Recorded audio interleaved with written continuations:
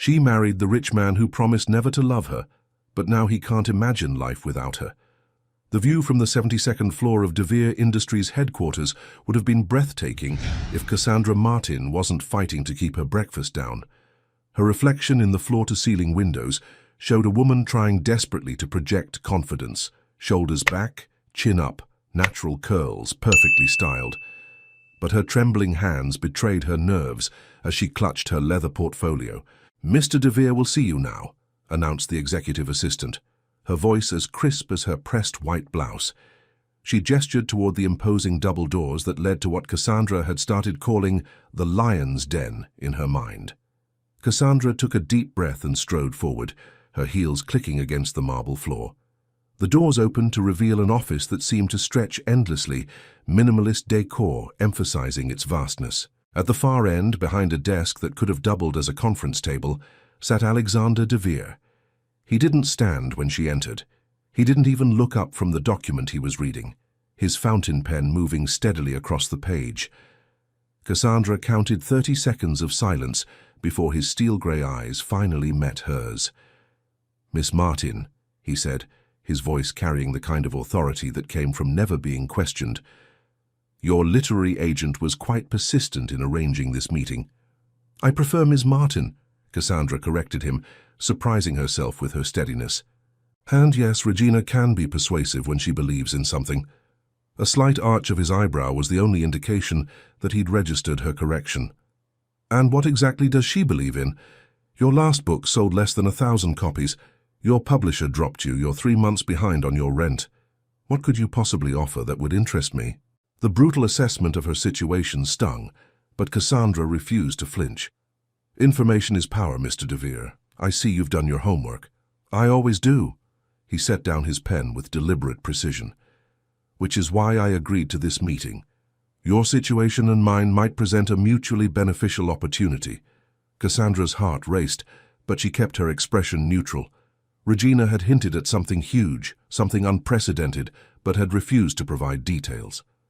"I'm listening."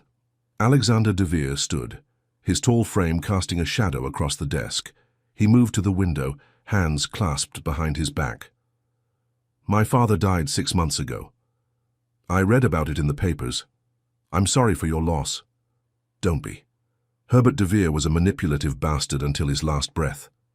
He turned to face her, his expression unreadable. His will included a particularly vindictive clause. "If I'm not married by my 39th birthday, control of De Vere Industries passes to the board of directors." Cassandra's mind raced ahead, connecting the dots. "And when is your 39th birthday?" 3 months from now." The silence that followed was heavy with implication. Cassandra's throat felt dry as she asked, "Why me?"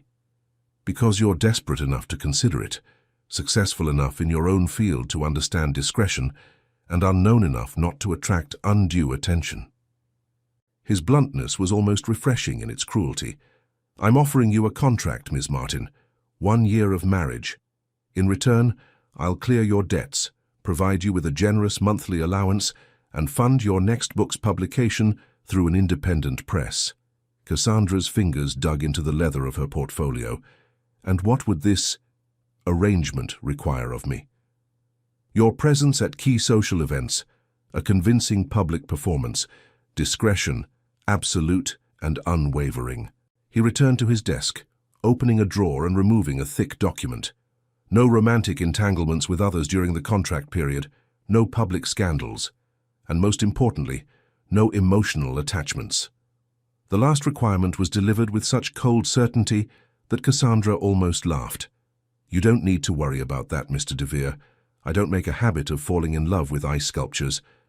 For the first time, something like amusement flickered across his face. "Good. Then we understand each other." He slid the document across the desk. "The contract includes all terms, conditions, and confidentiality agreements. Take it home. Review it with your lawyer. You have 24 hours to decide." Cassandra picked up the contract, its weight somehow both threatening and promising in her hands. "And if I agree?" "Then we proceed immediately with the necessary arrangements. The wedding would need to take place within the next 2 weeks to allow time for paperwork processing." He paused, studying her with those penetrating grey eyes. "Do you have any other questions?" 1,000 questions crowded Cassandra's mind, but only one made it past her lips. "Why aren't you married already? Surely there have been opportunities." Alexander's expression hardened. "I don't believe in marriage, Ms. Martin. I consider it an outdated institution based on false promises and unrealistic expectations. This is a business transaction, nothing more. If you're hoping for anything else, walk away now." Cassandra stood, clutching the contract to her chest like armor. "I appreciate your honesty, Mr. DeVere. You'll have my answer within 24 hours. He had already returned to his paperwork, dismissing her presence entirely. Cassandra turned and walked toward the door, her mind whirling with possibilities and consequences. Just before she reached it, his voice stopped her. "Ms. Martin?" She turned back. "Yes. Your last book. I read it. The writing was excellent. It deserved better marketing." Without waiting for her response, he bent back over his desk, leaving Cassandra to exit with her thoughts in turmoil. The ride down 72 floors gave her time to process what had just happened. A marriage of convenience, a business transaction, a way out of her financial hole and back into the writing career she loved. All she had to do was tie herself to a man who approached marriage like a hostile corporate takeover. As she stepped out into the bright Washington, D.C. sunshine, Cassandra pulled out her phone and dialed Regina's number. Her literary agent answered on the first ring. "Well?" Regina's voice crackled with anticipation. Cassandra looked back up at the towering glass building that housed DeVere Industries. "You're either my fairy godmother or the devil incarnate. I haven't decided which yet." Regina's laugh was warm and knowing. "Oh, honey, sometimes they're one and the same. Are you going to do it?" "I don't know," Cassandra admitted, starting the walk toward the metro station. "But I'm going to need a lawyer, a good one." "Already on it. I'll text you the details." Regina paused. "Cass, whatever you decide, remember who you are. Don't let him make you forget that." Cassandra ended the call and joined the stream of pedestrians heading home. The contract in her bag felt like it was burning through the leather, demanding an answer. A year of her life in exchange for financial security and a second chance at her dreams. A marriage to a man who had all the warmth of a winter midnight. What could possibly go wrong? Cassandra's apartment in northeast D.C. felt especially small that evening as she paced the worn, hardwood floors. The marriage contract lay spread across her coffee table, its pages marked with yellow sticky notes from her 3-hour meeting with Regina's lawyer. Lauren Chen had been thorough, highlighting every clause that needed clarification or modification. "He's offering you $5 million, Lauren had said, tapping the compensation section with her pen. "Half upon signing, half upon successful completion of the 1-year term, plus monthly allowance and healthcare benefits." Now, alone in her apartment, those numbers danced through Cassandra's mind. She moved to her window, looking out at the city lights. Her phone buzzed again, the 5th call from her mother in 2 hours. She let it go to voicemail, not ready to explain why she'd missed their weekly Sunday dinner. The truth was, she couldn't face her mother's inevitable disappointment. Patricia Martin had sacrificed everything to put Cassandra through college, working double shifts as a nurse to ensure her daughter could chase her dreams. And what had those dreams amounted to? A failed book, mounting debt, and now the consideration of a fraudulent marriage. Her phone buzzed again, this time with a text from Regina. "Decision time, honey. DeVere's office just called. They need an answer by 9 a.m. Cassandra glanced at her clock. 11:47 p.m. She had 9 hours to decide the course of her life. A knock at her door startled her from her thoughts. Through the peephole, she saw her best friend Michael holding up a bottle of wine and a pizza box. She opened the door, managing a weak smile. "You look like hell," he said, brushing past her into the apartment. Michael worked as a software engineer at a startup, and his casual confidence always made Cassandra feel more grounded. "Regina called me. Said you might need moral support for some big decision." "Did she tell you what kind of decision?" Cassandra asked, following him to her tiny kitchen. "Nope." He popped the wine cork and poured 2 generous glasses. "But given that you've got lawyer documents spread all over your coffee table and you're doing your stress pacing thing, I'm guessing it's huge." Cassandra accepted the wine glass, taking a long sip before speaking. What would you say if I told you I'm considering an arranged marriage to one of the most powerful men in DC? Michael, who had been about to drink, slowly lowered his glass. I'd say you better start from the beginning. Over pizza and wine, Cassandra explained everything. The meeting with Alexander de Vere, the contract, the money, the stipulations. Michael listened without interrupting, his expression growing more concerned with each detail. So, let me get this straight, he said when she finished. This guy wants to pay you millions of dollars to pretend to be his wife for a year, just so he can keep control of his company. That's the simplified version, yes. And you're actually considering it? Cassandra stood, moving to her desk, where stacks of rejection letters from publishers sat alongside past-due notices. Look around, Michael. I'm drowning here. My savings are gone, my credit cards are maxed out, and no publisher will touch my new manuscript because the first one bombed. But marriage, Cass, to a complete stranger, a stranger who read my book and actually recognized its value. She hadn't meant to say that part out loud, hadn't wanted to admit how much Alexander's casual comment about her writing had affected her. Michael's eyes softened. Is that what this is about? You need validation that badly? This is about survival, Cassandra snapped, then immediately regretted her tone. I'm sorry, it's just, I'm not ready to give up on my dreams. Not yet. This could give me another chance. At what cost? Michael stood, joining her by the desk. You're talking about living a lie for an entire year, with a man who, by your own description, treats emotions like a communicable disease. Maybe that's better, Cassandra said quietly. No emotions means no complications. No expectations means no disappointment. Michael touched her shoulder gently. That doesn't sound like the Cassandra Martin I know, the woman who writes stories that make people feel everything. Maybe that's the problem. Maybe I feel too much. She pulled away, returning to the contract on her coffee table. The lawyer says it's solid. All my interests are protected. I'd have my own suite in his penthouse, my own car, complete creative freedom to write. The only requirements are maintaining the public appearance of a happy marriage and absolute discretion. And what happens when you meet someone real during this year? Someone you actually could fall in love with? The question hit harder than Cassandra expected. The contract prohibits outside romantic relationships. Of course it does. Michael's voice was heavy with disapproval. He's basically buying a year of your life. No, Cassandra corrected, her voice stronger now. He's offering me a business opportunity, one that could change everything for me. She picked up the contract, feeling its weight. The setting sun through her window cast long shadows across the pages, highlighting Alexander de Vere's elegant signature on the last page. The space below it waited for hers. You've already decided, haven't you? Michael asked softly. Cassandra met his concerned gaze. I have to try, Michael. I have to know if I can make it as a writer, and if this is what it takes. She trailed off, moving to her desk to retrieve a pen. Michael watched her for a long moment, then sighed. Promise me something? What? Promise me you won't lose yourself in this lie. Promise me you'll remember that your words, your stories, they matter more than his money. Cassandra's hand trembled slightly as she uncapped her pen. I promise. And promise you'll tell me if it gets too hard, if he hurts you in any way. She smiled despite herself. What are you going to do? Take on Alexander de Vere.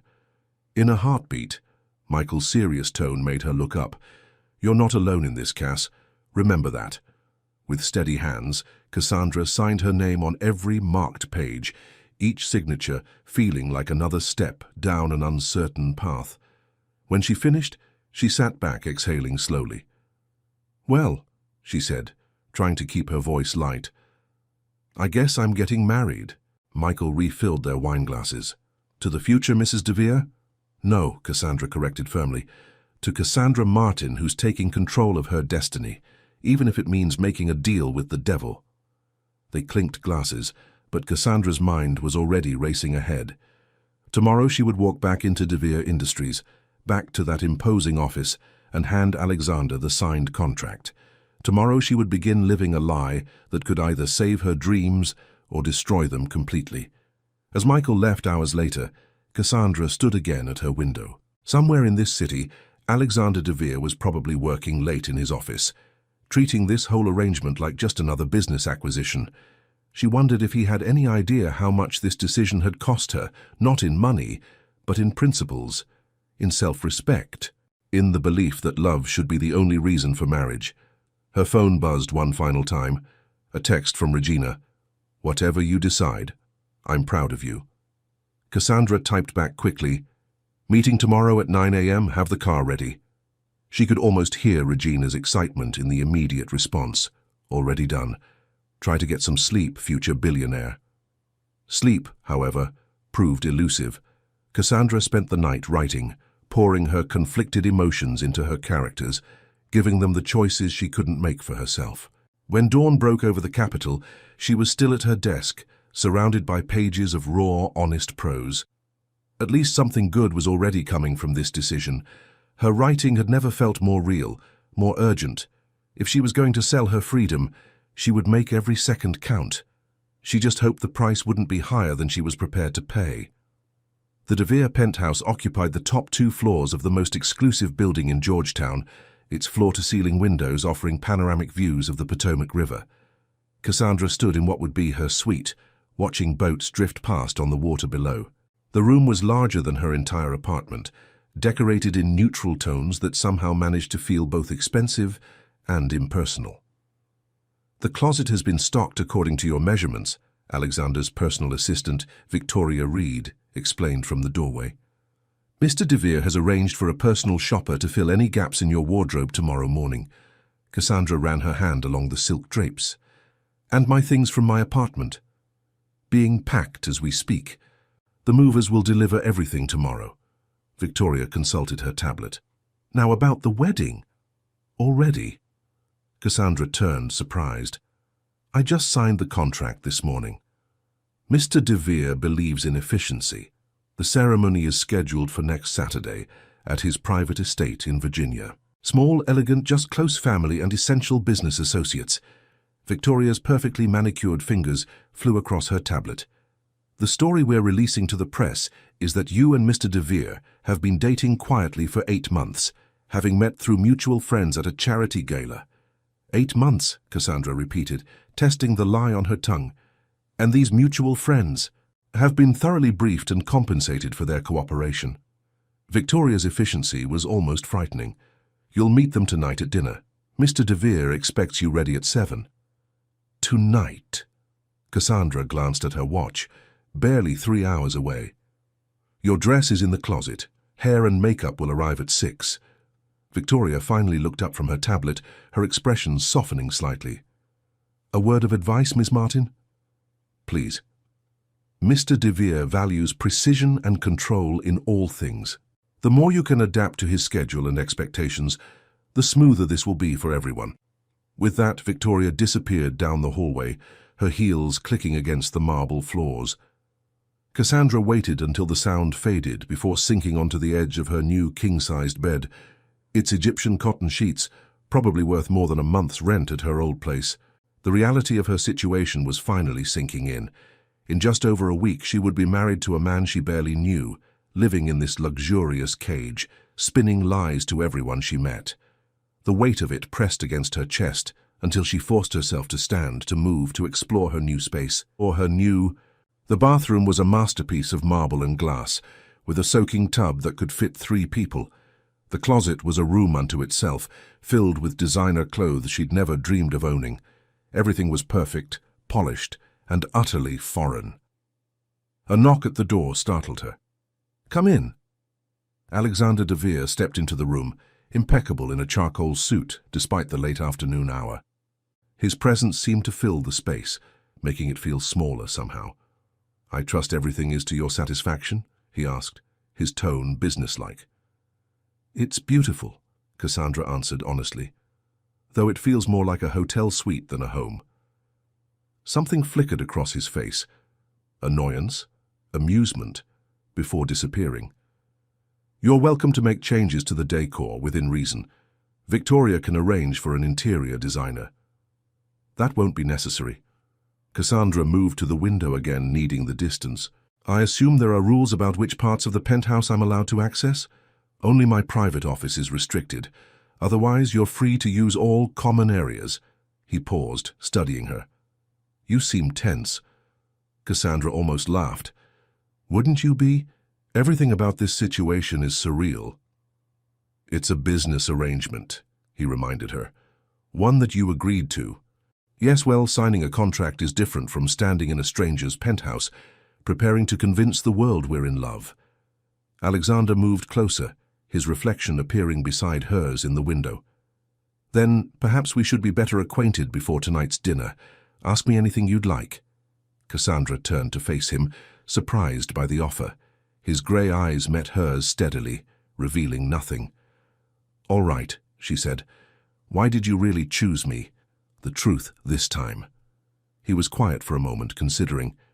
"Your background check revealed someone intelligent, disciplined and private. Your financial situation made you an ideal candidate, yes, but it was your handling of your book's failure that convinced me."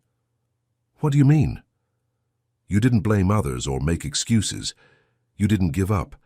You sought solutions, even unconventional ones." His lips curved slightly. "Much like I'm doing with this marriage." "So you admire my desperation?" "I admire your pragmatism." He moved to examine a small ceramic vase on the dresser, one of the few personal items she'd brought with her. "Your turn. Ask me something else." Cassandra watched him handle her mother's vase with unexpected care. "What happened with your father? Why did he include that marriage clause in his will?" Alexander's posture stiffened almost imperceptibly. Herbert de Vere was a traditionalist who believed that only family men could be trusted with legacy. He saw my focus on work as a personal failure. He set the vase down precisely where he'd found it. He never forgave me for choosing the company over having a conventional family life. "And this arrangement is your way of proving him wrong?" "This arrangement is my way of protecting what I've built." His tone carried a warning edge. "The company employs thousands of people, Ms. Martin. Their livelihoods matter more than my father's antiquated views on marriage." Cassandra felt a grudging respect for his dedication, even as she questioned his methods. "What happens after the year is up? Won't the board still take control when we divorce? By then I'll have implemented certain structural changes that will make that impossible." He checked his watch. "You should start getting ready for dinner. The Brightons are old friends of my family. They'll be watching closely." "Wait," Cassandra called as he turned to leave. "One more question. What's your favorite color?" Alexander paused at the door, looking back with genuine confusion. "Why does that matter?" "Because real couples know these things about each other. Because someone at dinner might ask. Because maybe I'd like one genuine detail about the man I'm supposed to be in love with." For a moment, she thought he wouldn't answer. Then, quietly, "Blue. Dark blue. Like the ocean at midnight." He left before she could respond, closing the door firmly behind him. Cassandra stared at the closed door, adding this small piece of information to her mental file on Alexander de Vere. A man who valued control above all else, who would marry a stranger to protect his company, who handled her mother's vase with gentle hands, and who thought about the ocean at midnight. The glam squad arrived precisely at 6, transforming Cassandra into someone who looked like she belonged in this world of wealth and power. The dress Victoria had chosen was a deep navy blue, the exact shade Alexander had described, its elegant lines emphasizing Cassandra's natural grace. As she applied a final touch of lipstick, Cassandra studied her reflection. The woman in the mirror looked confident, sophisticated, worthy of being on Alexander de Vere's arm. Now she just had to become her. Her phone buzzed with a text from Michael. "Remember who you are." She typed back quickly. "Always, even in designer heels." At precisely 7 o'clock, Cassandra descended the curved staircase to the main level of the penthouse. Alexander waited at the bottom, his expression changing almost imperceptibly as she appeared. For just a moment, she caught a glimpse of something real in his eyes. Appreciation, surprise, perhaps even a trace of warmth. Then it was gone, replaced by his usual mask of control. He offered his arm with practiced courtesy. "Shall we begin?" Cassandra placed her hand in the crook of his elbow, feeling the solid strength beneath his suit jacket. "Lead the way, future husband." As they stepped into the private elevator, Cassandra caught their reflection in its mirrored walls. They made a striking couple, her warm brown skin contrasting with his pale complexion, her curves softening his angular features. They looked like they could be in love. The elevator began its descent, and with it, their performance began. By the time they reached the waiting car, Cassandra Martin and Alexander de Vere had disappeared, replaced by a couple whose love story would soon be the talk of Washington society. The lie had officially begun. The private dining room at Le Diplomate buzzed with carefully modulated conversation and the soft clink of fine china. Cassandra sat beside Alexander, hyper-aware of every movement, every gesture between them. The Brightons, Richard and Eleanor, watched them from across the table with the keen interest of long-time family friends assessing a newcomer. "So, Cassandra," Eleanor Brighton leaned forward, her diamonds catching the light, "Alexander tells us you met at the Children's Hospital Foundation gala. I'm surprised we didn't notice you there." Cassandra felt Alexander's hand settle on her lower back, their first agreed-upon signal that she should let him handle a potentially tricky question. "You left early that evening, Eleanor," he said smoothly. "Cassandra had just finished a reading from her book for the children's ward when we were introduced." The lie was perfect, impossible to verify since the hospital held dozens of events throughout the year, yet completely plausible. Cassandra relaxed slightly, letting herself lean into Alexander's touch. "A writer!" Richard Brighton's booming voice carried the authority of old money. "How fascinating. What do you write, my dear?" "Literary fiction," Cassandra answered, finding steady ground in this truth. "My first novel explored themes of identity and belonging through the lens of 3 generations of women."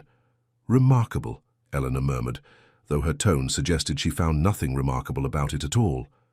"And Alexander supports this hobby?" Cassandra felt Alexander tense beside her. Before he could speak, she placed her hand over his on the table, their signal that she had this handled. "Actually, Alexander was one of the few people who truly understood my vision as a writer. He sees value in stories that make people think and feel deeply." She turned to look at him, letting genuine warmth enter her voice. "In fact, one of our first real conversations was about the power of narrative in shaping human experience. Wasn't it, darling?" Alexander's eyes met hers, and for a moment, something electric passed between them. He played his part perfectly, lifting their joined hands to brush a kiss across her knuckles. "You challenged every preconception I had about contemporary literature that night." Eleanor's expression softened. "How wonderfully romantic. Though I must admit, Alexander, we were surprised to hear about the engagement. You've always been so focused on work." "Sometimes the right person makes you reconsider your priorities," Alexander replied, his thumb tracing small circles on Cassandra's hand. The intimate gesture felt so natural that Cassandra almost forgot it was part of their performance. The waiter arrived with their main course, providing a welcome break in the conversation. Cassandra used the moment to observe Alexander as he effortlessly directed the wine service. He wore power like a second skin, every movement precise and purposeful. Yet there was something else beneath the surface, a tension she hadn't noticed before. "Tell me, Cassandra," Richard said between bites of his perfectly cooked steak, "what are your thoughts on children? The de Vere line needs an heir, after all." Cassandra choked slightly on her wine. Alexander's hand immediately found her back again, but this time the touch felt protective rather than performative. "I think," Alexander cut in, his voice carrying a sharp edge, "that such personal matters are between Cassandra and me, Richard. My father's obsession with legacy won't dictate our choices." The temperature at the table seemed to drop several degrees. Eleanor quickly steered the conversation towards safer topics: the upcoming opera season, recent charity events, mutual acquaintances' latest scandals. But Cassandra felt the undercurrent of tension remaining in Alexander's posture. When dessert arrived, she excused herself to the ladies' room, needing a moment to regroup. In the elegant powder room, she braced her hands against the marble counter, studying her reflection. "First test passed, I'd say." Cassandra jumped at Eleanor Brighton's voice behind her. The older woman moved to the mirror, reapplying her lipstick with practiced precision. "Mrs. Brighton, Eleanor, please." She capped her lipstick, turning to face Cassandra. "You know, when Alexander told us he was engaged, Richard and I assumed it was some sort of business arrangement. He's never shown interest in marriage before, not even when my niece practically threw herself at him last summer. Cassandra's heart raced, but she kept her expression neutral. And now? Now? Eleanor smiled, though it didn't reach her eyes. Now I'm not quite sure what to think. You're either deeply in love or exceptional actors. The question is, which would be more dangerous for Alexander? Before Cassandra could respond, Eleanor moved to the door. Just remember, dear, in our world appearances aren't everything, they're the only thing. With that she glided out, leaving Cassandra alone with her thoughts. When Cassandra returned to the table, she found Alexander in animated conversation with Richard about some business merger. His face was perfectly composed, but she noticed the tension in his jaw, the way his fingers gripped his water glass too tightly. Without thinking, she reached over and touched his wrist gently. He startled slightly at the contact, looking at her with surprise. "Everything all right?" she asked softly, letting genuine concern color her voice. Something shifted in his expression, a barely perceptible softening around his eyes. "Better now," he murmured, and for once it didn't sound like part of their act. The rest of dinner passed in a blur of social niceties and careful conversation. By the time they said their goodbyes, Cassandra felt exhausted from maintaining their carefully constructed facade. In the car ride home, she and Alexander sat in silence, each lost in their own thoughts. It wasn't until they reached the penthouse that Alexander spoke. "You handled Eleanor well. She's always been protective of family interests." "You mean she's suspicious of gold diggers and social climbers?" Cassandra kicked off her heels, relishing the cool marble under her feet. "Among other things." He loosened his tie, the small gesture making him seem suddenly more human. "The comment about children was unexpected. I apologize for that. We should have anticipated it." Cassandra moved to the window, watching the city lights twinkle below. "We need to be better prepared for these questions." "Agreed. We'll work on our story tomorrow." He paused, then added, "You were convincing tonight. The way you spoke about literature, and it felt real." It was real. She turned to face him. "Everything I said about writing, about the power of stories, that wasn't an act. Just because this marriage is a business arrangement doesn't mean every word between us has to be a lie." Alexander studied her for a long moment, his expression unreadable. Finally, he nodded. "Get some rest, Cassandra. Tomorrow we start planning the wedding." He turned to leave, but stopped at the stairs. "That color suits you, by the way, the blue." Before she could respond, he was gone, leaving Cassandra to wonder which parts of their evening's performance had been real and which had been merely well-rehearsed fiction. She touched her hand where he had kissed it earlier, remembering the spark of connection she'd felt. This was dangerous territory. They had a contract, clear boundaries, and explicit rules against emotional attachment. Yet standing there in her designer dress, the ghost of his touch still lingering on her skin, Cassandra couldn't help but wonder if some stories refused to follow their author's carefully plotted outlines. 3 days before the wedding, chaos erupted in the De Vere penthouse. Victoria Reed orchestrated an army of vendors, planners, and staff with military precision, while Cassandra found herself swept up in an endless parade of final fittings and decisions. "The flowers for the centerpieces are wrong," Victoria announced, storming into Cassandra's suite, where the final alterations on her wedding dress were underway. "The florist sent burgundy roses instead of deep red. Mr. De Vere wants your opinion." Cassandra met Victoria's eyes in the mirror. "My opinion? Since when does Alexander care about flower colors? Since his future wife is supposed to be involved in these decisions." Victoria's tone softened slightly. The Brighton's suspicions made him nervous. "We need to be more convincing." Cassandra carefully stepped down from the alteration platform, mindful of the pins in her dress. "Where is he?" "Main living room." She found Alexander surrounded by sample arrangements, his suit jacket discarded and shirt sleeves rolled up. The sight of him looking slightly disheveled made her pause in the doorway. He glanced up, and for a moment, his controlled facade slipped, revealing something like appreciation in his gaze. "The dress suits you," he said simply. Cassandra smoothed the silk and lace creation. "Thank you. Though I'm not sure I should be wearing it in front of you before the wedding. Isn't that bad luck?" "I don't believe in luck," He gestured to the flowers. "But I do believe in attention to detail. Which of these speaks to you?" She moved closer, examining the arrangements. "Honestly, neither. They're beautiful, but impersonal, like something from a luxury hotel lobby." Alexander frowned. "What would you suggest?" "May I?"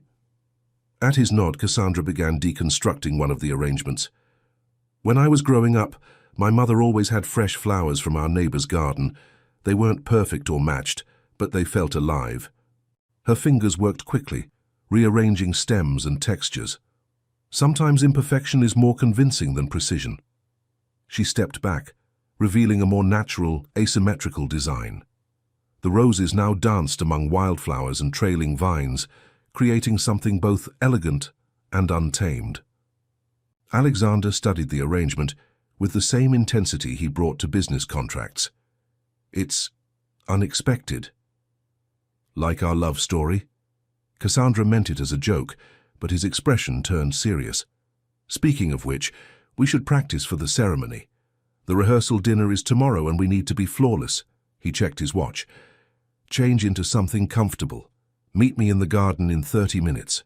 The De Vere penthouse's rooftop garden was a hidden oasis above the city.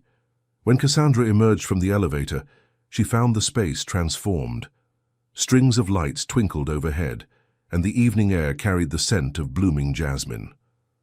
Alexander waited by the fountain, his casual clothes doing nothing to diminish his commanding presence. "The wedding planner suggested we practice our first dance," he said without preamble. "Apparently everyone will be watching how we move together." Cassandra's pulse quickened. "I assume you have music prepared." He pulled out his phone and soft jazz filled the garden. Then he held out his hand, every movement precise and controlled. "Shall we?" She stepped into his arms, hyper-aware of every point of contact between them. His hand settled at her waist, warm and steady. They began to move, finding their rhythm. "You're a good dancer," she observed, surprised by his natural grace. "Years of cotillion and social obligations." His voice carried a hint of bitterness. Another requirement of being a De Vere. They turned smoothly, the city lights creating a glittering backdrop. "Tell me something real," Cassandra said suddenly. "Something true about Alexander De Vere that isn't in any business profile or society column."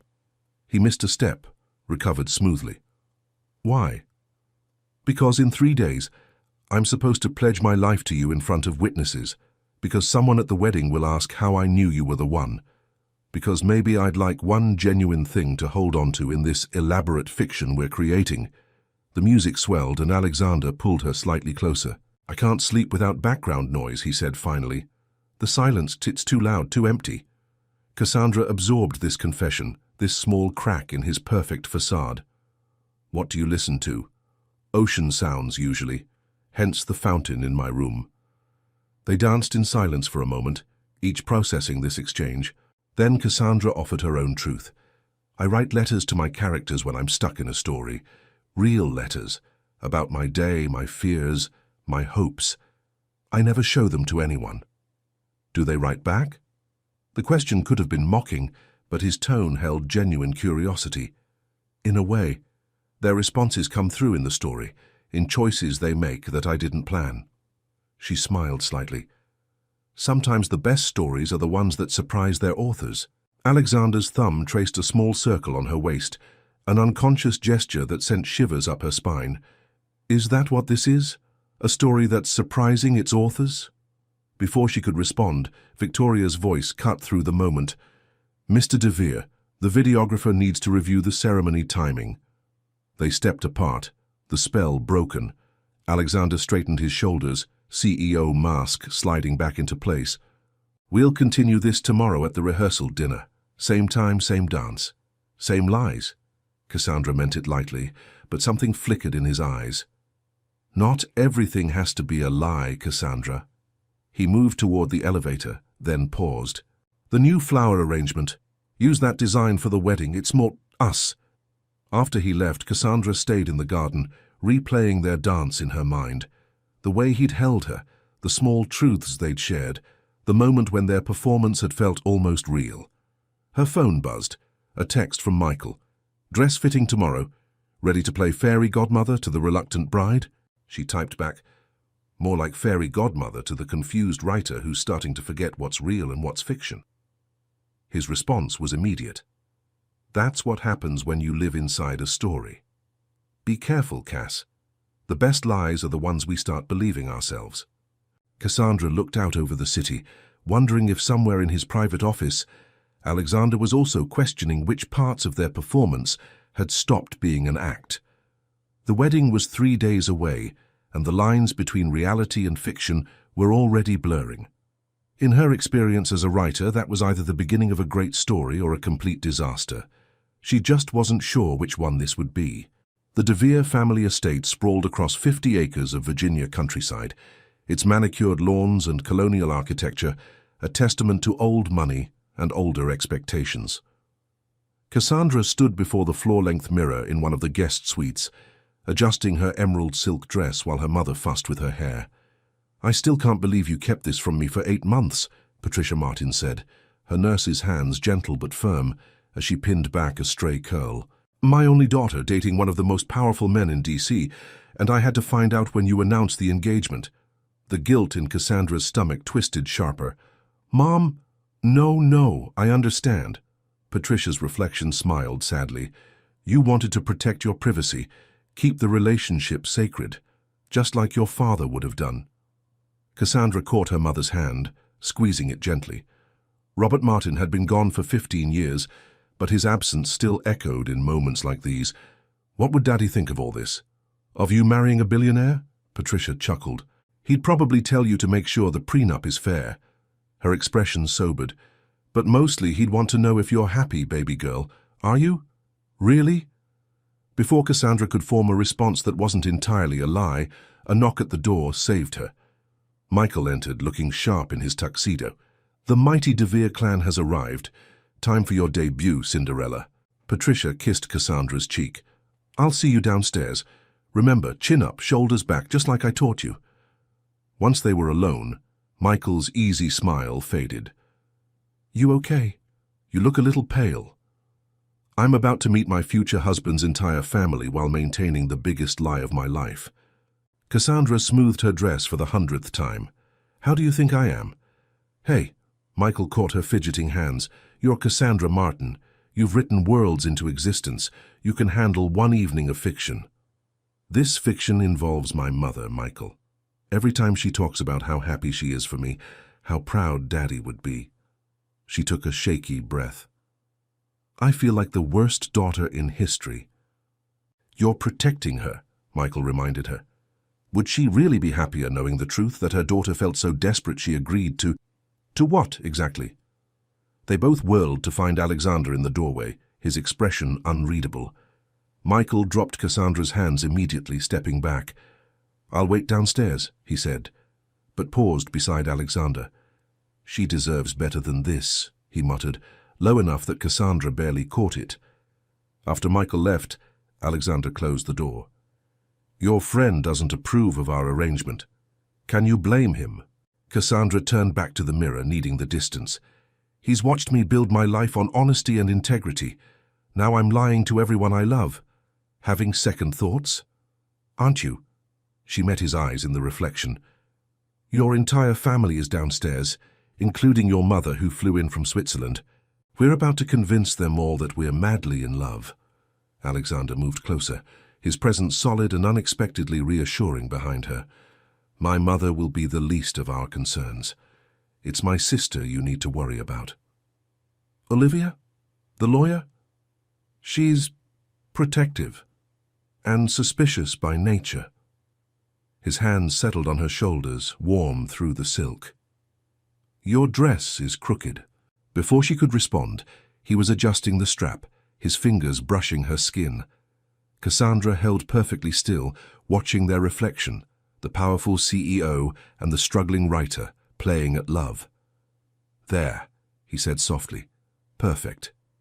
The moment stretched, charged with something neither of them was ready to name.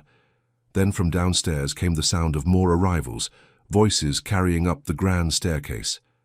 Alexander stepped back. "Ready?" Cassandra took a deep breath. To face the De Vere Inquisition as I'll ever be. The rehearsal dinner was set in the estate's grand ballroom, crystal chandeliers casting warm light over round tables draped in ivory linens. Alexander's mother, Evelyn, proved to be an elegant woman with steel-grey hair and perfect posture. His sister Olivia, however, was exactly as advertised, sharp-eyed and sharper-tongued. "So, Cassandra," Olivia began during the first course, "tell us how my workaholic brother found time to court you while orchestrating the Palmer merger." Cassandra felt Alexander tense beside her. "Actually, your brother's dedication was what first attracted me to him," she said smoothly. "Watching him fight for what he believed in, protecting his employees' jobs during the merger, it showed his true character." "And what about your character?" Olivia's smile didn't reach her eyes. A relatively unknown writer suddenly capturing DC's most eligible bachelor. It seems like quite a fairy tale. "Olivia," Alexander warned, but Cassandra touched his arm. "It's all right," she said. Then to Olivia, "I understand your skepticism. If I read this story in a novel, I might question it too. But love doesn't follow logical patterns or conform to external expectations. Sometimes it simply happens." She turned to Alexander, letting real emotion color her voice. "Your brother challenges me to be better, to push beyond my comfort zone. He sees potential in me that I sometimes forget exists. Isn't that worth more than social status or public opinion?" The silence that followed her speech was broken by Evelyn de Vere's quiet approval. "Well said, my dear." Olivia sat back, temporarily neutralized, but clearly not convinced. The rest of dinner passed in a blur of toasts and well-wishes, each one adding to the weight of deception on Cassandra's shoulders. Later, during a quiet moment between courses, Alexander leaned close. "You handled Olivia perfectly." "I simply told the truth," Cassandra murmured. At his questioning look, she added, "You do challenge me. You do see potential in me. The context might be different, but those facts remain." Something shifted in his expression, a softening around the eyes, a slight parting of lips as if to speak, but before he could respond, the wedding planner called everyone's attention for the ceremony rehearsal. As they took their places at the front of the ballroom, Cassandra caught sight of her mother wiping away tears of joy. The guilt threatened to choke her until she felt Alexander's hand slip into hers, steady and grounding. "Focus on me," he whispered. "Nothing else matters right now." The rehearsal proceeded smoothly, but Cassandra barely heard the words. She was too aware of Alexander's thumb tracing circles on her palm, of the way he looked at her when they practiced their vows, like she was something precious and unexpected. Later, after the guests had departed and the staff was cleaning up, Cassandra found herself alone on the estate's back terrace. The summer night was heavy with the scent of honeysuckle and impending rain. "Your mother's watching us from the library window," Alexander's voice came from behind her. "We should maintain the illusion." Without waiting for her response, he stepped close, wrapping an arm around her waist. Cassandra leaned back against his chest, surprised by how natural it felt. "Which part is the illusion?" she asked softly. "The touches, the looks, the way you held my hand during the rehearsal." His breath stirred her hair. "Does it matter?" "Maybe not tonight." She turned in his arms, meeting his gaze. "But someday, Alexander, we'll have to face the truth about what's real and what isn't." Thunder rumbled in the distance as they stood there, caught between performance and authenticity, between the roles they'd agreed to play and the people they were becoming. "We should go inside," Alexander said finally. "The car's waiting to take you back to the city." Cassandra nodded, stepping away. But as she moved past him, she whispered, "Thank you for making it easier to lie to them. Your kindness tonight, that felt real." She didn't wait for his response, didn't trust herself to hear it. Tomorrow, she would become Mrs. de Vere, and these moments of genuine connection would have to be buried beneath their carefully constructed facade. But as her car wound through the darkening countryside, Cassandra couldn't help wondering if they were writing a different story than the one they'd planned. One where the line between truth and fiction was becoming increasingly, dangerously blurred. Rain drummed against the windows of the bridal suite, casting shifting shadows across Cassandra's wedding dress. She stood before the mirror, watching as the makeup artist made final touches to her face, while her mother and Michael argued good-naturedly about her hair. "The curls should be looser," Michael insisted. "More romantic." Patricia shook her head. "They'll fall flat in this humidity. Trust a mother's instinct." Cassandra caught Michael's eye in the mirror, sharing a silent moment of understanding. He knew the truth about this day, about the contract that waited in Alexander's office safe, about the careful choreography of lies that had brought them to this moment. "Could I have a minute alone?" she asked suddenly. "Just to center myself." After gentle hugs and reassurances, they left her in the quiet of the suite. Cassandra moved to the window, pressing her forehead against the cool glass. Below, cars continued to arrive, bringing Washington's elite to witness the society wedding of the year. A knock at the door startled her. "I said I needed a minute." "It's me." Alexander's voice, unexpectedly uncertain. "You can't see me before the ceremony," she called back. "It's bad luck." "I thought you were the one who believed in luck." A pause. "Please, Cassandra." Something in his tone made her move to the door, opening it just enough to see him. Alexander stood in the hallway, immaculate in his tuxedo, but his eyes held an unfamiliar vulnerability. "What's wrong?" "My father's watch." He held up the gold timepiece. "It was supposed to be... tradition dictates..." He took a breath. "I can't get the clasp to work." Cassandra opened the door wider, drawing him inside. "Here, let me." They stood close as she worked with the delicate clasp, her fingers steady despite the intimacy of the moment. The watch was beautiful, clearly antique, with an inscription on the back in flowing script. "To my son," she read softly, "may you find the courage to follow your heart." Alexander's laugh was bitter. Herbert's final irony. "He knew I never would. Yet here you are, about to be married." The clasp finally clicked into place. "Following his wishes, if not your heart." "Cassandra." His fingers caught hers as she withdrew them from the watch. "I need to tell you something." A flurry of knocks interrupted them. Victoria, the wedding planner, and what sounded like half the bridal party, all demanding attention. "The ceremony starts in 20 minutes. The flowers need final approval. Mrs. Martin is looking for you." Alexander released her hand, stepping back. The vulnerability vanished from his expression, replaced by his usual controlled mask. "We should stick to the schedule." "Alexander, wait. What were you going to say?" He paused at the door. "Just thank you for making this convincing." Then he was gone, leaving Cassandra to wonder what he'd really meant to tell her. She returned to the mirror, studying her reflection.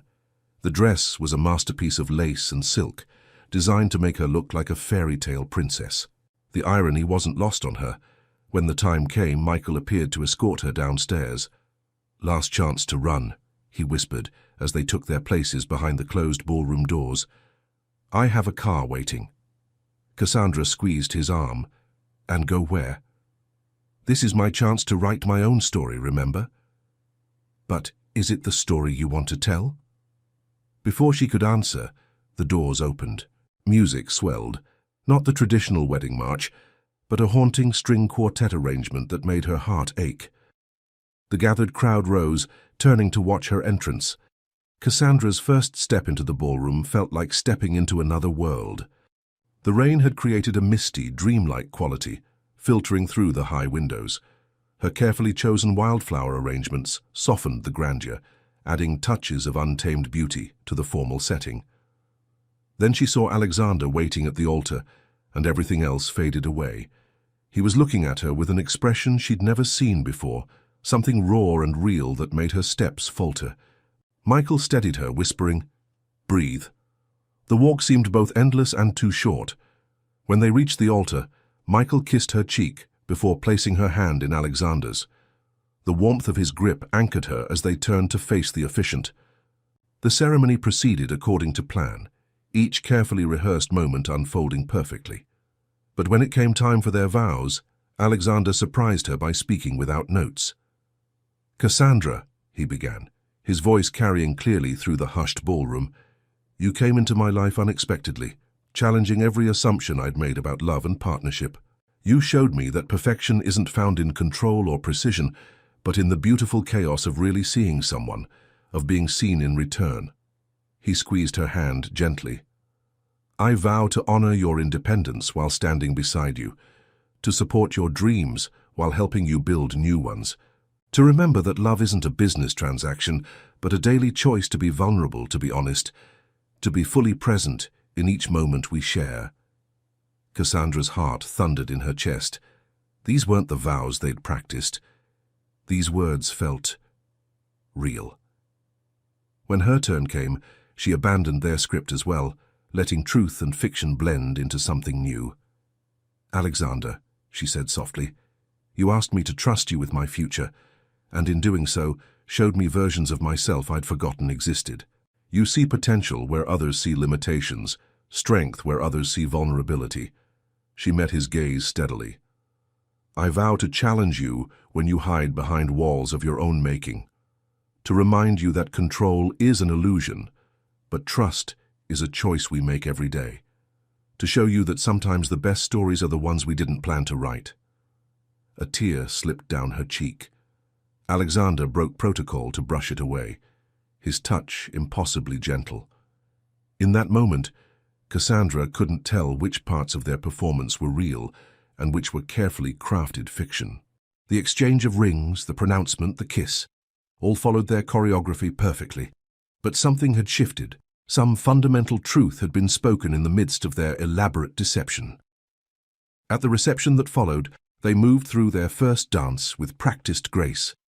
Alexander held her closer than they'd rehearsed, his breath warm against her ear. "Your vows," he murmured. "They weren't what we practiced. Neither were yours." She pulled back enough to study his face. "Why did you change them?" Something flickered in his eyes, uncertainty, perhaps even fear. "Because for once in my life, I wanted to say what I actually felt, not what was expected." "And what do you feel, Alexander?" The music swelled around them, but before he could answer, Victoria appeared at their side.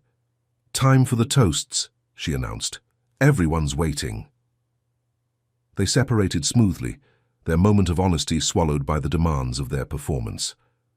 But throughout the evening, Cassandra caught Alexander watching her with that same unguarded expression he'd worn during their vows. Later, as their guests departed into the rainy night, Cassandra found herself alone in the library.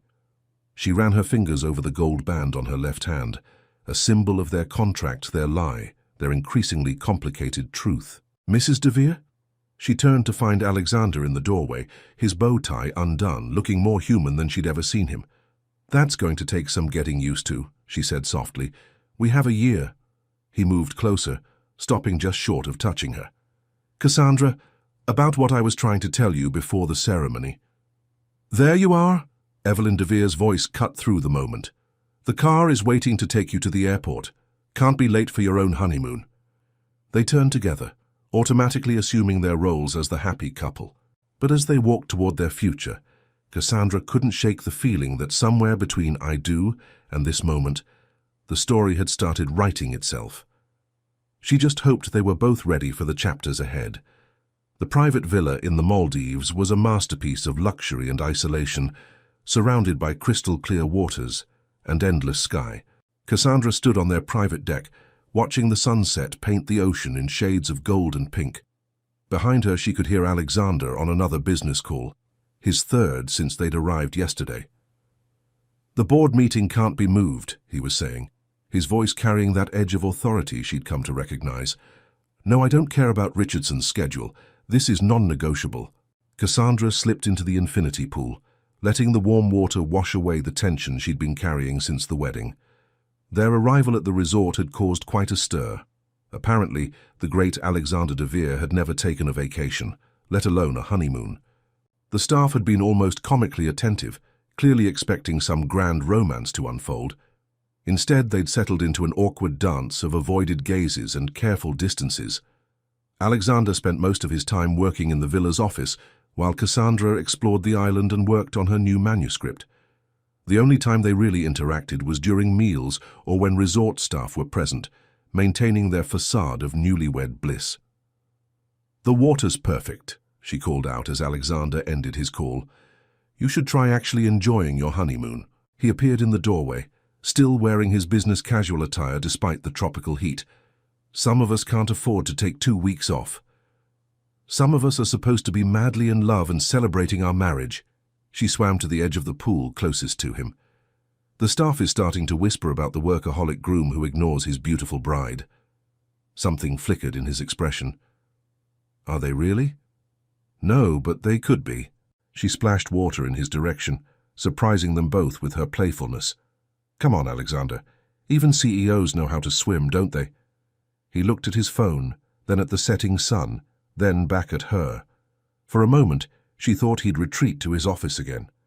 Instead, he set the phone down and began unbuttoning his shirt. Cassandra quickly turned away, giving him privacy to change into his swim shorts. When she heard him enter the water, she turned back to find him looking more relaxed than she'd ever seen him.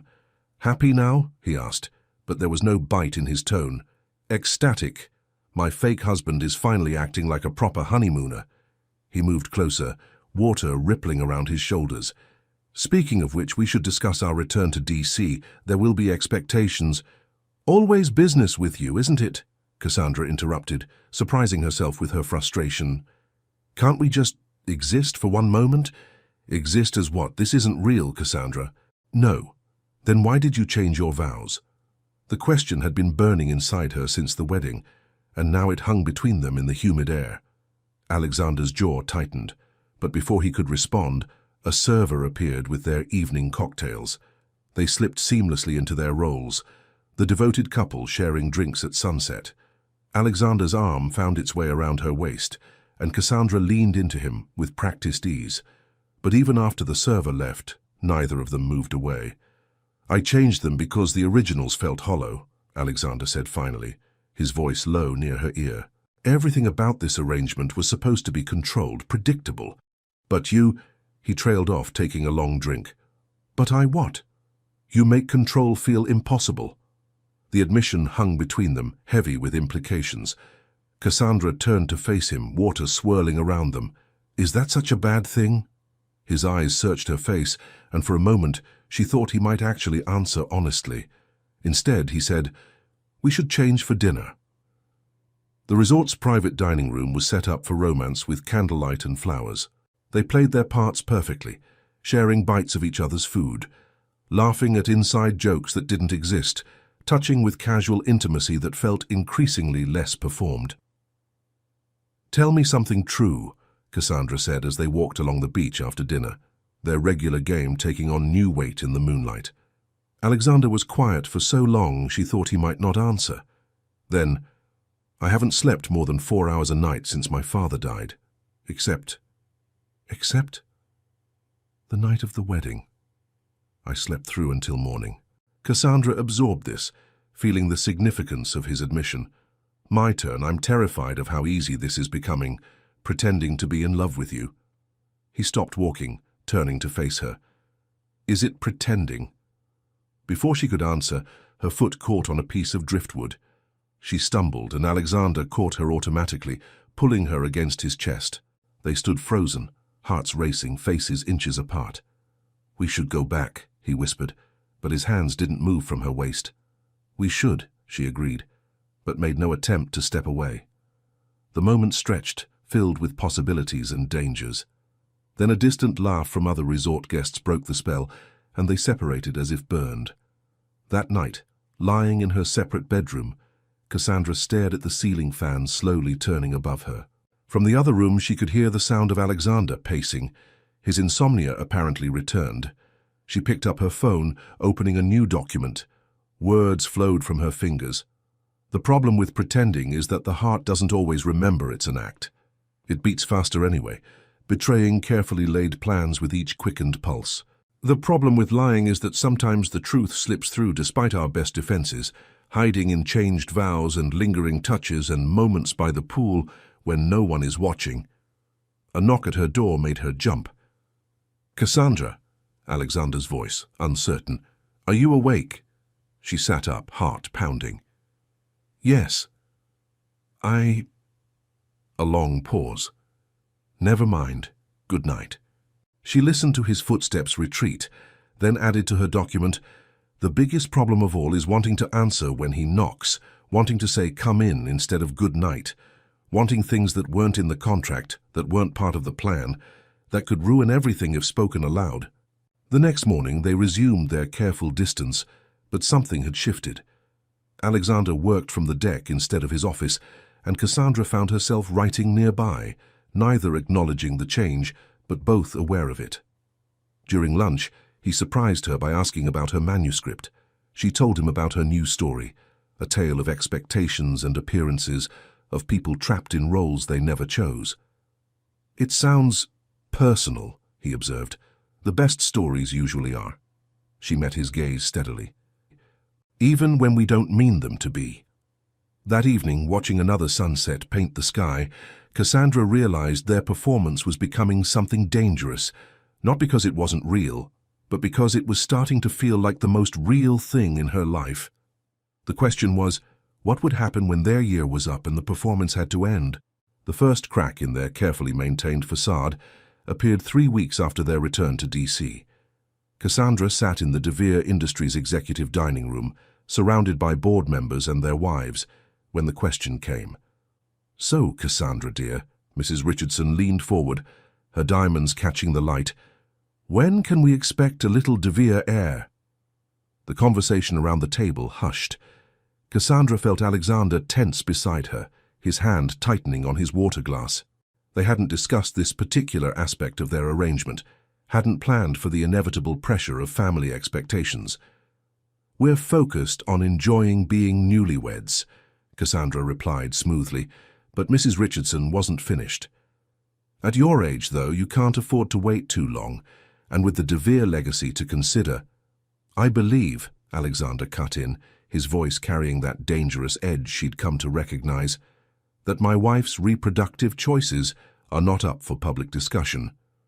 The silence that followed was deafening. Cassandra placed her hand over his on the table, both for show and because he looked ready to shatter the glass he was holding. "Alexander and I will make these decisions together," she said firmly, "when we're ready." The moment passed, conversation shifting to safer topics, but the damage was done. That evening, in the privacy of their penthouse, the tension finally broke. "We should have anticipated this." Alexander paced the living room, suit jacket discarded, tie loosened. "Children are expected. The board sees it as stability, continuation of leadership." Cassandra watched him from the couch where she'd been working on her manuscript. "Are you actually considering this, adding a child to our deception?" He stopped pacing. "Of course not. That would be cruel, unfair, more morally questionable than what we're already doing." "I was going to say complicated." He ran a hand through his hair, a rare gesture of frustration. "The contract doesn't cover this." "The contract doesn't cover a lot of things," Cassandra said softly, like the way her heart raced when he looked at her across crowded rooms, like the empty feeling in her chest when he worked late nights, like the growing realization that their performance was becoming dangerously real, at least for her. Alexander moved to the window, his usual refuge when conversations became too personal. "I'll have Victoria manage the expectations, deflect questions about family planning." "Is that what you really want?" "What I want doesn't matter." His reflection in the glass looked haunted. "This is business." Cassandra stood, anger suddenly coursing through her. "Stop hiding behind that excuse. You changed your vows. You stayed up talking with me every night in the Maldives. You defend me to your board members. Are you going to tell me that's all business?" He turned to face her, and for a moment, his mask slipped. "What do you want me to say, Cassandra? That this is becoming complicated? That sometimes I forget we're pretending? That I—" He cut himself off, jaw tight. "That you what?" "That I need to focus on the merger." He straightened, CEO mask firmly back in place. "The Richardson Group is our biggest acquisition target. We can't afford distractions." The dismissal stung worse than any argument. Cassandra gathered her laptop and papers. "Well, don't worry. Your fake wife won't distract you anymore." She retreated to her suite, but sleep proved impossible. Around midnight, she heard him pass her door, pausing briefly before continuing to his own room. The sound of his fountain, his white noise machine against the silence, drifted through the walls. Her phone buzzed with a text from Michael. "Dinner tomorrow? You've been ghost since the honeymoon." She typed back, "Please, I need to remember what real life feels like." The next evening, she left a note for Alexander and escaped to Michael's cozy apartment in Adams Morgan. The familiar smell of his terrible cooking and the sound of jazz music felt like stepping into another world. "Okay," Michael said, setting a glass of wine in front of her. "Spill, what's wrong?" Cassandra stared into her wine. "I'm breaking the cardinal rule of our contract." "Which is?" "No emotional attachment." She took a long drink. "I'm falling for him, Michael, the real him, not just the role he plays." Michael sat beside her on his worn couch. "Are you sure it's real? That you're not just getting caught up in the performance?" "I know the difference." She thought of quiet moments in the Maldives, of unguarded smiles across dinner tables, of the way Alexander's hand always found the small of her back in crowds. He feels it too, I think, but he's terrified of it. Of course he is. The guy's whole life is built on control, and you're making him feel things he can't control. Michael squeezed her hand. "The question is, what are you going to do about it?" Before she could answer, her phone buzzed, Alexander's private number. Her heart jumped treacherously. "Yes? Where are you?" His voice was tense. "The Richardson Group CEO is here for dinner. Victoria's been trying to reach you." Cassandra closed her eyes. "I left a note. I'm having dinner with Michael." A long pause. "I see. Well, I wouldn't want to distract you from your real life." The line went dead. Cassandra stared at her phone, recognizing her own words thrown back at her. "I have to go," she said, standing. Michael caught her arm. "Cass, wait. Think about what you're doing. Running back to him like this, it's exactly what he expects. Make him face what he's feeling. And risk the entire arrangement, his company, my future. Maybe those aren't the most important things at stake anymore." She grabbed her purse, torn between knowing Michael was right and feeling compelled to return anyway. "I'll call you tomorrow." The drive back to the penthouse felt endless. When she arrived, the Richardson Group CEO was just leaving. Alexander stood in the foyer, his expression arctic. "I apologize for missing dinner," she said formally. "It won't happen again." "No," he agreed, "it won't. Because from now on, you'll attend all business functions as specified in the contract. That's what I'm paying you for, isn't it?" The words hit like a physical blow. "Is that really how you see me? As a service you've purchased?" Something flickered in his eyes. Regret, perhaps, or pain. But his voice remained cold. "How else should I see you? This is a business arrangement, remember? We both need to stop pretending it's anything else." Cassandra moved toward her suite, then stopped. "You're right. This is business. But remember, Alexander, you're not the only one who's invested in this arrangement. I have just as much to lose if we fail. Are we still talking about the contract?" She met his gaze steadily. "I don't know anymore. Do you?" She left him standing there, retreating to her room where she could breathe, could think, could write. Words had always been her refuge, her way of making sense of chaos. But how could she write about this? About falling for a man who saw love as a weakness, who fought his own heart harder than any business rival. The real problem, she realized as she stared at her blank document, wasn't that their performance was becoming real. It was that reality itself was becoming impossible to perform. Rain lashed against the penthouse windows as Cassandra paced her suite, reading the email for the third time. Her publisher, a small but respected independent press that Alexander had connected her with, wanted to fast-track her new novel for a spring release. They called it compelling, emotionally raw, and brutally honest. If they only knew. A knock at her door interrupted her thoughts. Victoria stood there, tablet in hand. "Mr. de Vere requests your presence at tonight's charity gala. The Richardson Group executives will be attending." "Request denied," Cassandra replied, turning back to her laptop. "I have a deadline." "Mrs. de Vere," Victoria's voice carried a warning note. "This isn't optional. The contract specifically states—" "I know what the contract states," Cassandra's patience snapped. "I also know Alexander has been avoiding me for 2 weeks, communicating only through you.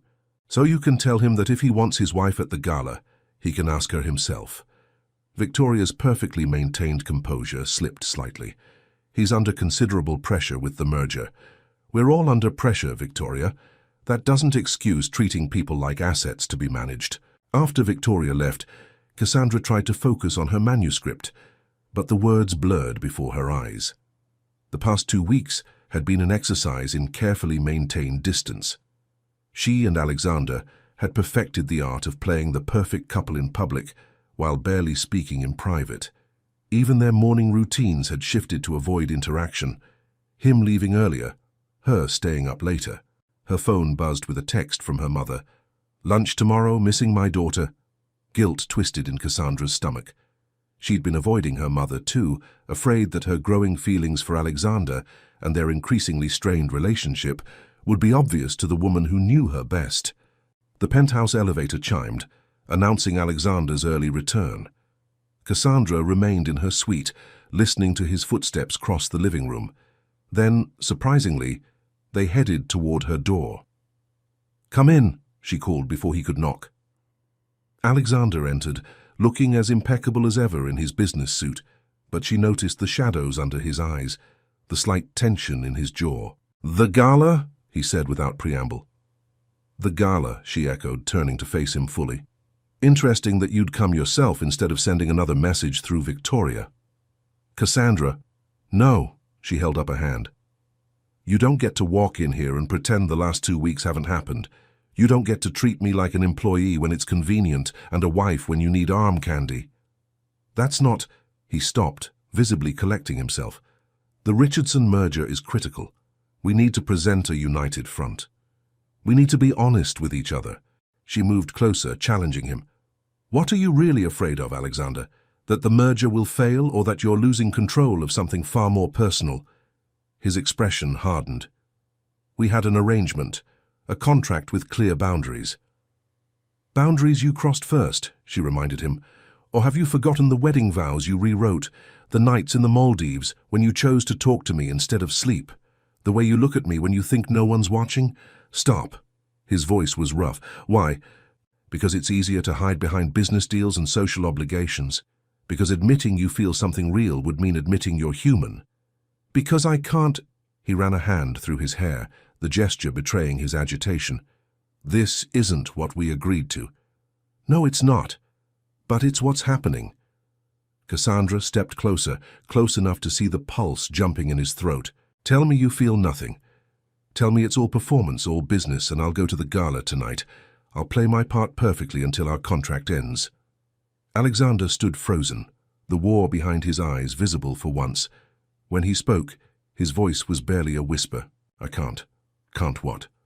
"Can't tell you it means nothing. Can't keep pretending." He broke off as his phone buzzed. The spell shattered as he checked the message. "The Richardson Group's CEO is requesting an urgent meeting. I have to go." "Of course you do." Cassandra turned away, the familiar disappointment settling in her chest. "Run back to what's safe, what's controllable. It's what you do best." She expected him to leave. Instead, his hand caught her arm, turning her back to face him. "You think this is easy for me? Watching you write your novel, pursue your dreams, while I'm trapped by my father's legacy. You think I want to choose the company over—" He stopped abruptly, but Cassandra pressed on. "Over what? Over me? Over the possibility that this could be real." "Over everything I feel when I'm with you," he finished, the words seeming to escape against his will. "Over the fact that for the first time in my life, I want something more than my father's approval or the company's success." The confession hung between them, heavy with implications. Cassandra's heart raced as Alexander's hand moved from her arm to her face, his thumb brushing her cheek with impossible gentleness. "The merger," she reminded him softly. "I know." But he didn't move away. "Your company." "I know." His other hand found her waist. "The contract." This time he didn't respond, just leaned forward until their foreheads touched. They stood there, breathing the same air, balanced on the knife edge between control and chaos. Then his phone buzzed again, and reality crashed back in. Alexander stepped back as if burned, his CEO mask sliding back into place. "The gala starts at 8, he said, his voice carefully neutral. "I'll send a car." After he left, Cassandra sank into her desk chair, her whole body trembling. She opened her manuscript, staring at the words she'd written about love and control, about the cost of keeping secrets and the price of revealing them. Her own character's words mocked her from the page. "Sometimes the hardest person to be honest with is yourself." The rain continued to pour outside as she got ready for the gala, choosing a deep red dress that made her feel armored. As she fastened the diamond necklace Alexander had given her for the wedding, another beautiful prop in their performance, she made a decision.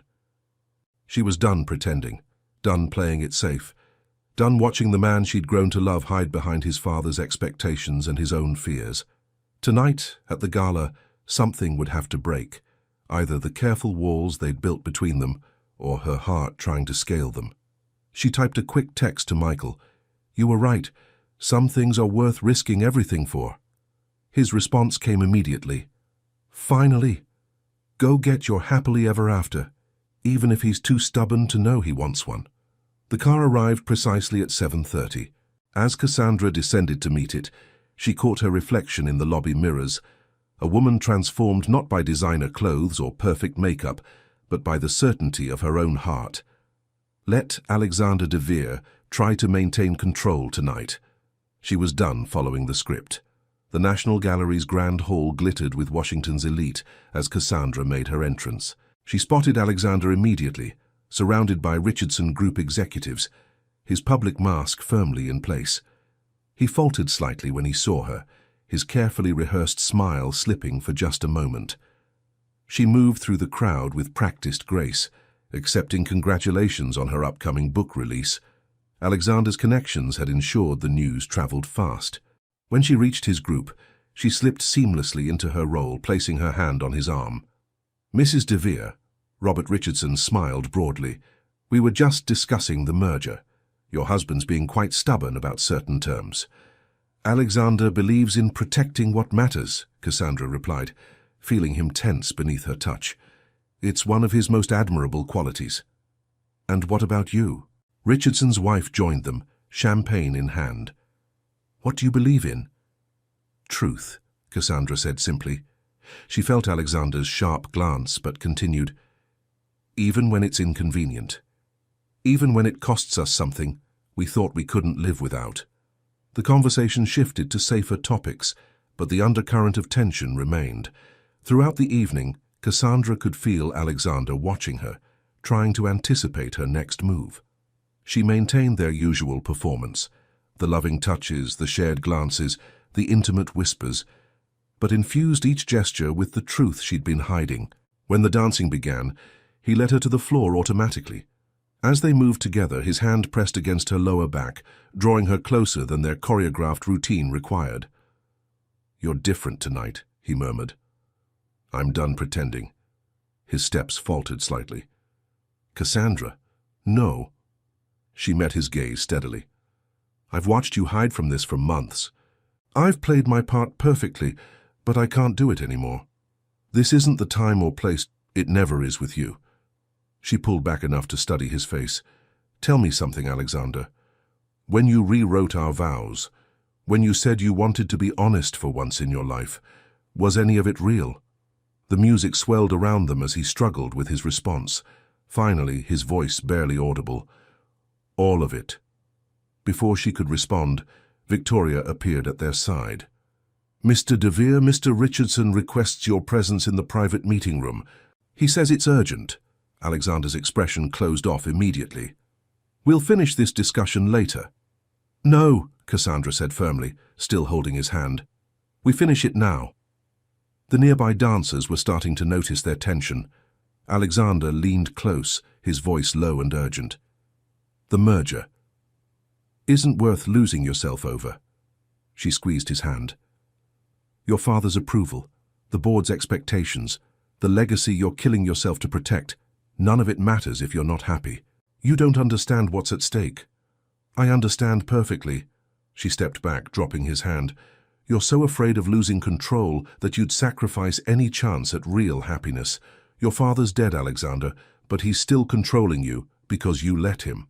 His face paled. Around them, the other dancers had stopped moving, creating a circle of silence in the crowded room. Victoria hovered anxiously at the edge of the dance floor. "Mr. De Vere," she called again. "Mr. Richardson is waiting." Alexander stood frozen, looking more uncertain than Cassandra had ever seen him. She could read the war in his eyes. Duty versus desire, control versus chaos, fear versus love. "Go," she said softly. "Make your choice, but know that when you're done with your meeting, I won't be here." She turned and walked away, her heels clicking against the marble floor. The crowd parted before her, whispers following in her wake. She made it to the grand staircase before she heard his voice. "Cassandra, wait!" She paused, not turning around. His footsteps echoed as he crossed the distance between them. "Look at me," he demanded.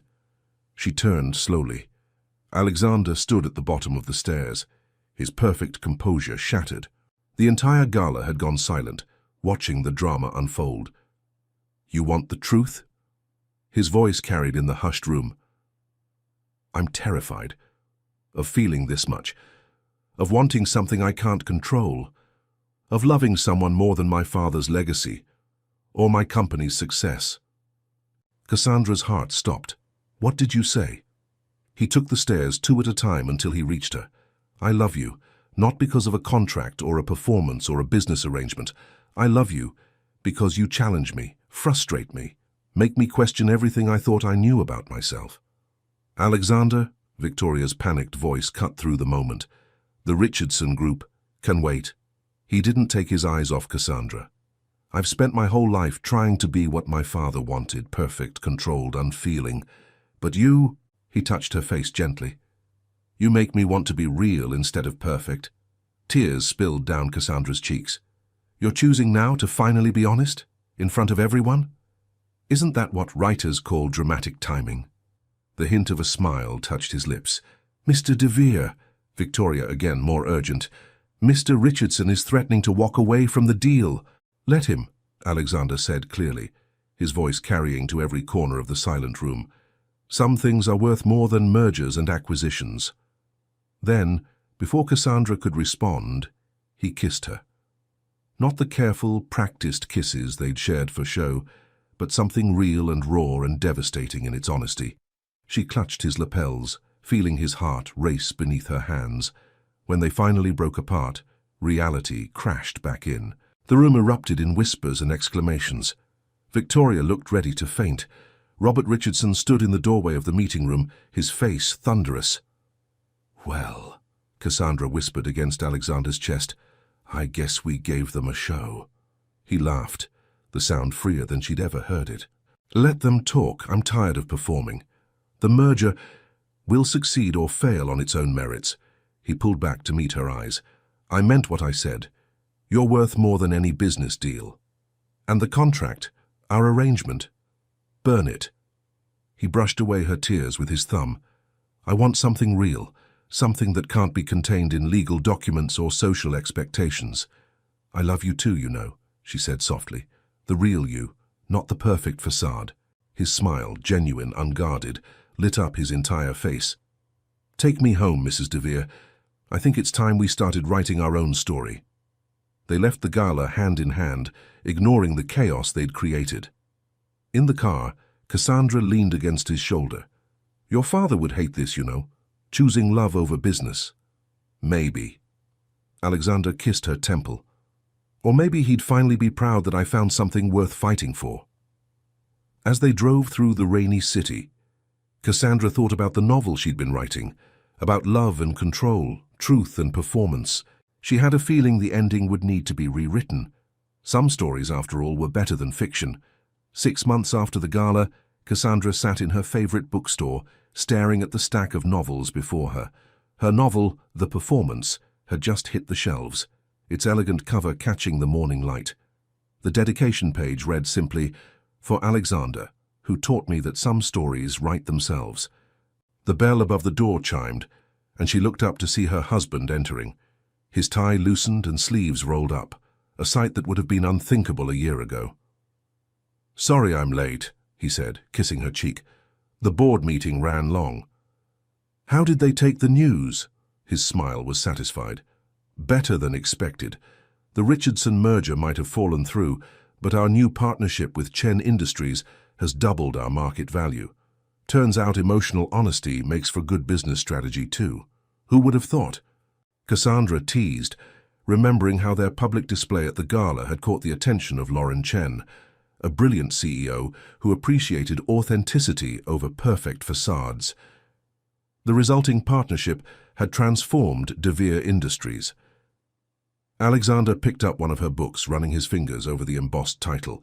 "Have you read the reviews?" "Some." She bit her lip. "They're calling it a modern romance about the tension between performance and authenticity. One critic said it captures the exquisite pain of falling in love while bound by obligation." Sounds familiar. He sat beside her, taking her hand. "Though our story had a better ending than your character's original draft." "Speaking of endings," Cassandra squeezed his hand. "The contract expires next month." "Ah, yes, the infamous contract." Alexander reached into his briefcase and pulled out a familiar document. "I found this in the safe this morning. Thought you might want to do the honors." Cassandra took the contract, the paper that had brought them together, dictated their performance, and ultimately forced them to confront their real feelings. Without hesitation, she tore it in half. "Feel different?" she asked. "Free." He pulled her closer. "Though I think we've been free since that night at the gala." The bookstore door chimed again, and Michael entered, carrying coffee and pastries. "If it isn't DC's favorite power couple. Ready for the big reveal tonight?" Cassandra's book launch party was scheduled for that evening at the National Gallery, the same place where they'd finally chosen truth over performance. The guest list included everyone who'd witnessed their dramatic declaration, plus a few carefully chosen additions. "Almost," Cassandra said. "Just waiting for my baby girl." Patricia Martin's voice rang out as she entered the bookstore. "The reviews are incredible. And to think, if you hadn't met Alexander at that charity gala..." Cassandra met her husband's eyes, sharing a private smile. They'd never told her mother the truth about their initial arrangement, deciding that some performances were kinder than brutal honesty. "Actually, Mom," Cassandra said, "we have some news before the party tonight." Patricia's eyes widened. "Are you moving to London?" Alexander finished smoothly. "Just for a year. Chen Industries wants to expand our partnership internationally, and Cassandra can write from anywhere. Plus," Cassandra added, "we never had a proper honeymoon, too busy performing for everyone else's expectations." Michael snorted into his coffee, earning a sharp look from Alexander that held more affection than annoyance these days. The two men had developed an unlikely friendship, bonding over their shared protectiveness of Cassandra. "But what about the company?" Patricia asked. "The board?" "The company will survive without my physical presence," Alexander said. "I've learned that control doesn't always mean being in the room. Sometimes it means trusting others to carry your vision forward." "While creating space for new visions," Cassandra added, thinking of the children's book series she'd started writing, something she'd never have attempted under the weight of their previous expectations. The group moved to the bookstore's reading area, where Cassandra was scheduled to give a short reading before the evening's main event. As she prepared her notes, she watched Alexander chatting easily with Michael and her mother, his public mask nowhere in sight. "Ready?" he asked, noticing her gaze. "For the reading? Always? For everything else?" She smiled. "I think we're finally learning to embrace the uncertainty." The small crowd gathered, including some familiar faces from their social circle. Cassandra stood, book in hand, but before she could begin, Alexander surprised her by speaking first. "A year ago," he said, addressing the audience, "I thought I knew exactly what my life would be. Control, precision, perfect performance. Then I met a writer who taught me that the best stories are the ones that surprise you." Cassandra felt tears threatening as he continued. "She showed me that real love isn't about meeting expectations or maintaining appearances. It's about choosing someone every day, especially on the days when it would be easier to hide behind comfortable lies. He turned to her. So before you read from your novel about performance and truth, I want everyone here to know that while our beginning might have been orchestrated, every word, every touch, every moment since that night at the gala has been real. The room erupted in applause. Cassandra squeezed his hand, then opened her book to the first page. As she began to read, she felt Alexander's steady presence beside her, grounding her, just as he had since the moment they'd chosen truth over performance. Later that night, after the launch party had ended and they were alone in their penthouse, Cassandra found Alexander in their bedroom, reading her novel. "Nervous about my review?" she teased. "Curious about how it ends," he replied, pulling her down beside him. "Since you rewrote the final chapters after the gala, I had to. The original ending felt too performed. The characters deserved something real." Alexander set the book aside, drawing her close. "And what about our ending? Was it worth risking everything for?" Cassandra thought about their journey, from a cold business arrangement to a love that had transformed them both. "This isn't an ending," she said softly. "It's just the first chapter of a much longer story. A story without scripts or contracts or performances. Well," she smiled against his chest, "maybe a few performances, when the moment calls for it." His laugh rumbled beneath her ear. Outside, the city lights twinkled like stars, and somewhere in the distance she could hear the faint sound of waves from his fountain. No longer needed to fill the silence, but kept as a reminder of how far they'd come. Their story hadn't followed any planned outline. It had twisted and turned, surprising its authors at every step. But as Cassandra drifted to sleep in her husband's arms, she knew they'd finally written the truth they'd been seeking all along. Sometimes the greatest love stories begin with a lie, but they only succeed when both characters are brave enough to embrace the truth, messy, uncontrollable, and more beautiful than any performance could ever be. The end. If you could rewrite one moment in this story, what would it be? The moment when Alexander confronted his feelings at the ball. The moment when Cassandra decided to risk everything for love. Or that first meeting in the office where it all began. In your opinion, what was the most decisive point in this journey that turned a lie into true love? Your participation in the channel is very important. Please leave your opinion in the comments. Thank you so much for watching until the end. If you enjoyed this story, don't forget to subscribe to the channel, leave a like and comment your thoughts. Your participation is very important to us. See you next time.